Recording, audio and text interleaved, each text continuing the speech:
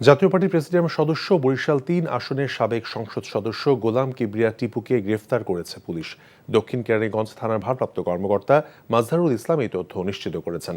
তিনি জানান, হাতিরঝিল থানার এক মামলায় গোলাম কিবরিয়া টিপুকে গ্রেফতার করা হয়েছে। তাকে হাতিরঝিল থানায় হস্তান্তর প্রক্রিয়া চলছে বলেও জানিয়েছে পুলিশের এই কর্মকর্তা। বৃহস্পতিবার সন্ধ্যায় দক্ষিণ কেরানীগঞ্জের বীর বাঘৈর এলাকায় স্থানীয় লোকজন গোলাম কিবরিয়া টিপুকে আটক করে পুলিশের কাছে সোপর্দ করে। টাকা চুরির জন্য যদি আমার গলায় জুতার মালা পরাইতে হয়, তাহলে আমার শালীর সাথে প্রতারণা করার জন্য তোর ফাঁসি হবে। দুলা ভাই, আপনার তো ঘর জামাই বইলা একটা পরিচয় আছে, আমার তো তাও নাই।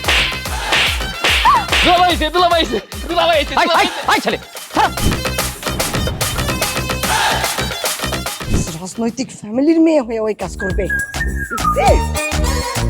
যারে পাবো হারে পিটামু, রক্তের নেশায় ধরছে, রক্তের নেশায়, কাঁচা রক্তের নেশায় ধরছে।